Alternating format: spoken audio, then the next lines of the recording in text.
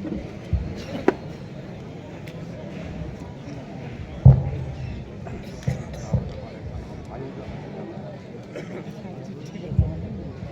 पहले तुम सबको जय श्री राम। अच्छा, जोर से बोलो मेरे साथ, जय श्री राम। एक बार और जोर से बोलो, जय श्री राम। मंच पर पधारे हुए समस्त जो अतिथि आए हुए महाराज जी हैं, बब्बा जी हैं, सभी को कोटि कोटि प्रणाम। और जो हमारी मातृशक्ति विराजमान है, इनके चरणों में भी बारंबार प्रणाम। हमारा पुरुष प्रधान देश बैठा हुआ है, इनको भी मैं प्रणाम सीताराम करती हूँ एवं माँ भारती के हृदय पुष्प अर्पित करती हूँ चरणों में। सबसे पहले तो मैं आपको एक चीज बता दूं कि कहते हैं हिंदू हिंदू हिंदू, है ना? सब बोल रहे हैं हिंदू हिंदू हिंदू हिंदू। तो क्या आपने कभी जानने का प्रयास किया है कि हमारे अंदर जो हिंदुत्व है, हमारे अंदर जो जिज्ञासा है, जो हमारे अंदर एक विचार है, जो निर्णय है, क्या कभी जान पाए हैं? क्यों? हिंदुत्व का निर्माण कब होगा? ये राम राज्य कब आएगा? जब हम और आप एक दूसरे को जानेंगे, है ना?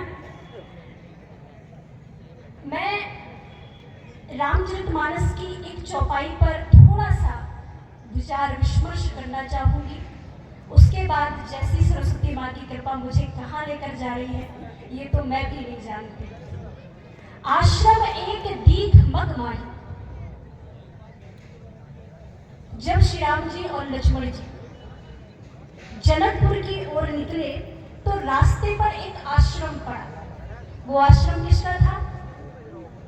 गौतम ऋषि का। अब आश्रम एक दीख मगमाही नजर पहुंच, जैसी नजर पड़ी राम जी की, राम जी ने पूरा समाचार पूछा अपने गुरु जी से। कहा, प्रभु ये किसका आश्रम है? सब कुछ बताया। एक शिला पर नजर पड़ी। कहा, ये कौन है? पूरी दुखद घटना बताई। तब राम जी के नेत्रों में आंसू आ गए। राम जी कहते हैं, आज मैं इस गलत परंपरा का खंडन करूंगा। और वो शिला कौन थी? कौन थी? अहिल्या। राम जी कहते हैं क्या कि ये समाज कितना निर्दयी है। अपराध किसी और ने किया और भुगतान कौन कर रहा है? अहिल्या। मैं इस गलत परंपरा का खंडन करूंगा। आज हमारे समाज में भी देखा गया है, एक स्त्री के साथ, एक बेटी के साथ कितना कुकर्म होता है। आप जब भी न्यूज खोलते हैं, पेपर पढ़ते हैं, तो देखा है कि नहीं देखा? राम जी कहते हैं कि इस नारी के साथ किसी ने अपराध किया। अपराध किसे, दंड किसे मिलना चाहिए? जिसने ये किया है, लेकिन आज वो खुला घूम रहा है। राम जी कहते हैं क्या, बड़ी सुंदर लाइनें हैं कि बड़ा प्यारा भी लिखा गया है कि बेटी के दर्द को कौन समझता है? जो समझता है वह सबसे आगे होता है।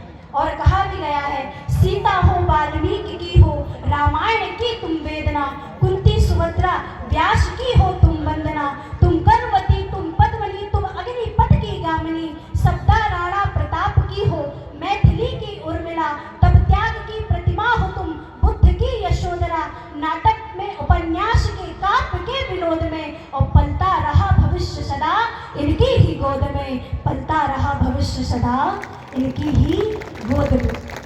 आप विचार कीजिए, जब ये कौशल्या बनती है तो इनकी गोद में राम खेलते हैं, जब ये देवकी बनती है तो इनकी गोद में कृष्ण खेलते हैं, जब ये जीजाबाई बनती है तो इनकी गोद में छत्रपति शिवाजी जन्म लेते हैं।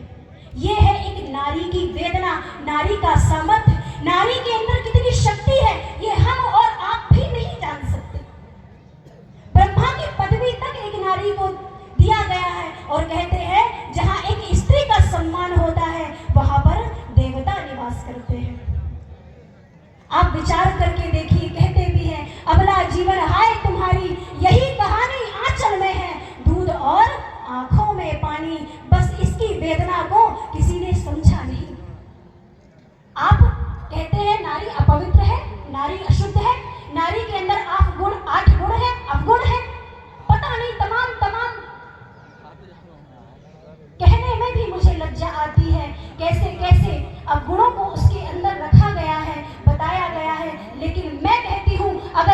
अपवित्र है तो हम कैसे पवित्र हो गए। हम कहते हैं नारी मंदिरों में पूजा नहीं कर सकती, नारी एक मूर्ति को नहीं छू सकती। अरे अगर नारी अपवित्र है तो हम कैसे पवित्र हो गए।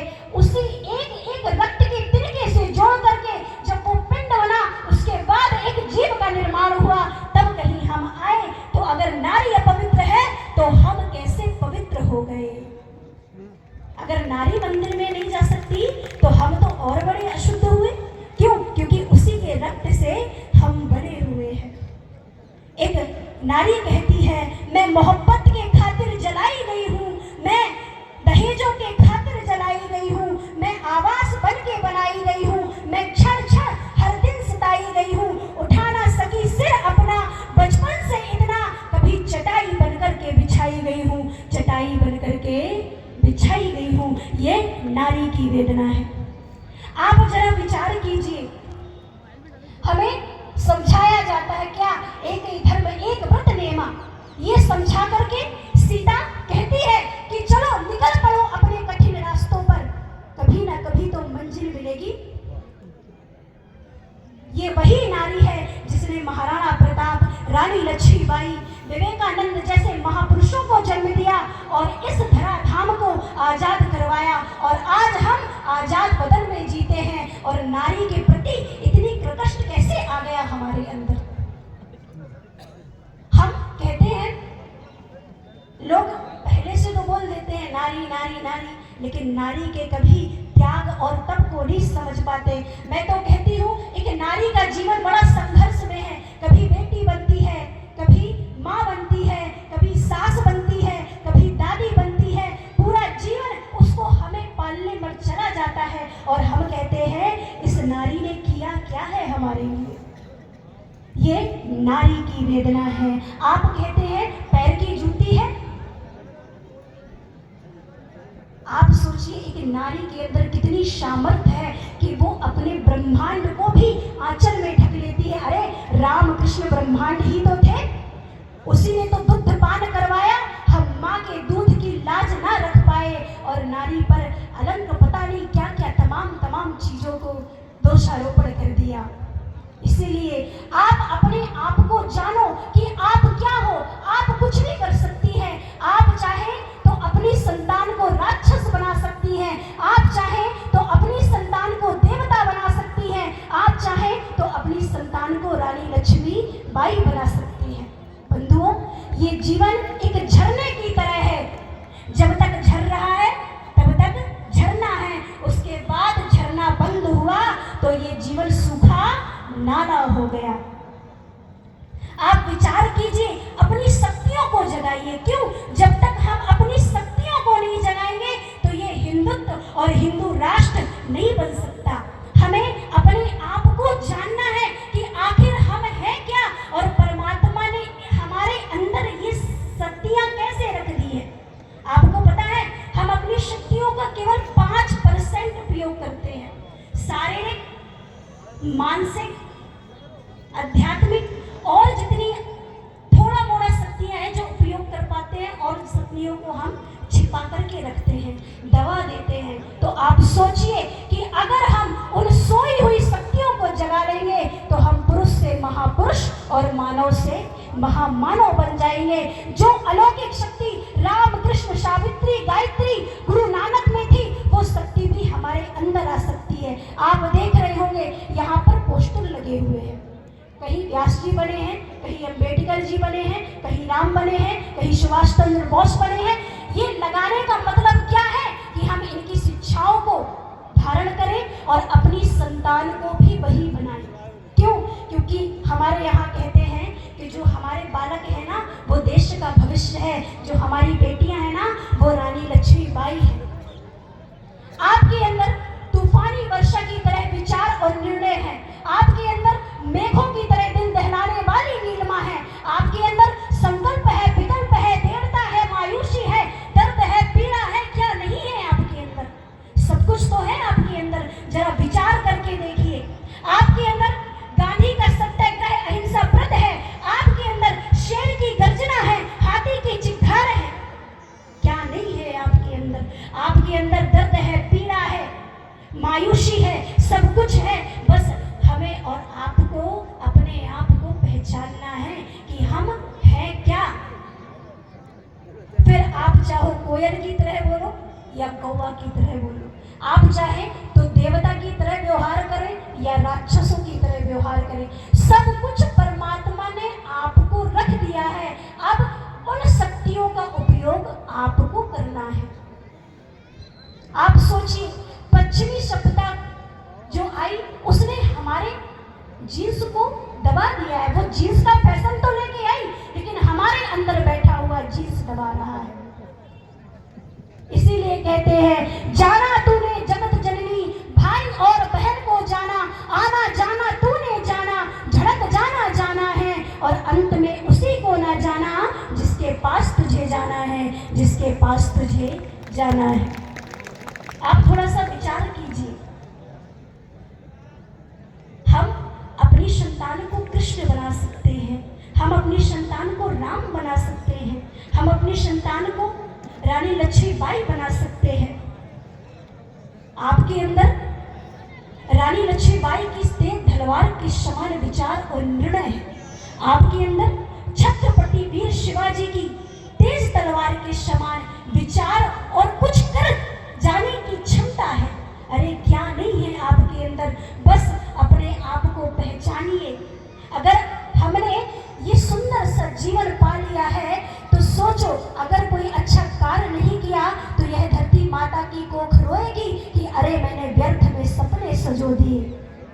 तमसो मां ज्योतिर्गमय, तमसो मां ज्योतिर्गमय का साकार रूप हो। हे भारतवासियों, इस भारत को पुनः सोने की चिड़िया बनाओ, ज्ञान की गंगा बहाओ। अरे धिक्कार है हमें, एक पथभ्रष्ट लोगों को देख करके हम पसीने पसीने हो जाते हैं। अरे हम जिंदा हैं, मुर्दा नहीं, मात्र दिल को जिंदा कर लेंगे तो हमारी जिंदगी में आनंद और परमानंद आ जाएगा।